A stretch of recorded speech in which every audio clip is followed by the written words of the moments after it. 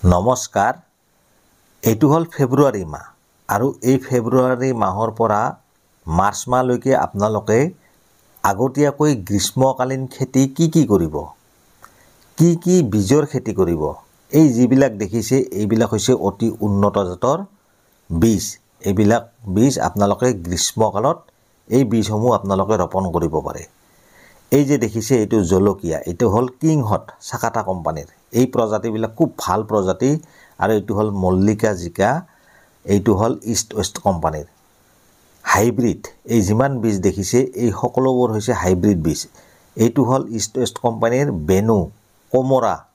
খুব ভাল জাত আৰু মই আপোনালোকক দেখুৱাই আছো এই যে দেখিছে এইটো হল ডাংবডি অৰ্থাৎ লেছেৰামা এইবিলাকত চাং দিব নালাগে মাটিতে হয় আৰু এটা আছে এইটো মালি কোম্পানীৰ এইটোতো চাং দিব নালাগে মাটিতে হয় আৰু এই যে আপোনালোকে দেখিছে এই তিয়হটো এইটো তিয়হৰ নাম হৈছে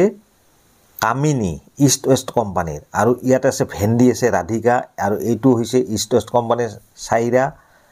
এইটো হৈছে সিনজেন্টা কোম্পানীৰ টেষ্টি এইবিলাক হৈছে তিয়হ আৰু মই আপোনালোকক দেখুৱাই আছো এই চাওক এইটো হল ধুন্দুলি আমি যাক নিলেজি বুলি কওঁ এইবিলাক উন্নত জাতৰ বীজ মই আনিছো আৰু এইটো ভেন্ডি ইয়াৰ প্ৰজাতিটোৰ নাম হৈছে ৰাজাৰাণী এইবিলাক খুবই উন্নত জাতৰ বীজ আৰু মই আপোনালোকক দেখুৱাই আছো এই যিবিলাক বীজ মই আপোনালোকক দেখুৱাই আছো এই গোটেইবোৰ বীজ হৈছে হাইব্ৰিড বীজ আৰু খুব উন্নত জাতৰ বীজ ইয়াতে ভোল জিকা কোমৰা ধুন্দুলি মৰিচা তিয়হ কলা বেঙেনা ভেন্ডি লেছেৰা জলকীয়া তিতা কেৰেলা ইত্যাদি বীজ ইয়াতে আছে আৰু এই সকলোবোৰ প্ৰজাতিৰ বীজ মই যে লৈ আহিছো এই বীজসমূহ আমাৰ অঞ্চলৰ কৃষকসকলে বৰ্তমান ৰোপণ কৰি আছে এইটো হল কলা নল বেঙেনা গিৰি কোম্পানীৰ ৰাবাদা আৰু এই যিবিলাক বীজ আপোনালোকে দেখিছে এইবিলাক হৈছে আমাৰ কৃষকসকলে আমাৰ অঞ্চলত এই বীজসমূহৰ খেতিসমূহ কৰে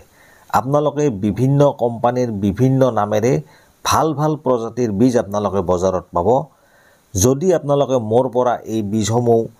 লব খুজে তেতিয়াহলে মোৰ লগত যোগাযোগ কৰিলে মই নিশ্চয় কোৰিয়াৰ কৰি আপোনালোকক দিব পাৰিম আপোনালোকলৈ পঠিয়াই দিব পাৰিম গতিকে মই আপোনালোকক এইখিনিয়ে দেখুৱালো আৰু মোৰ দেখাৰ উদ্দেশ্য এটাই যেহেতু শীতকালীন খেতিবোৰ শেষ হৈ যোৱাৰ পথত আহিছে গতিকে এতিয়া গ্ৰীষ্মকালীন খেতি যেহেতু কৃষকসকলে কৰিব সেই কাৰণে মই এই সম্পূৰ্ণ বীজসমূহ আপোনালোকক দেখুৱালো বেছি দীঘলীয়া নকৰো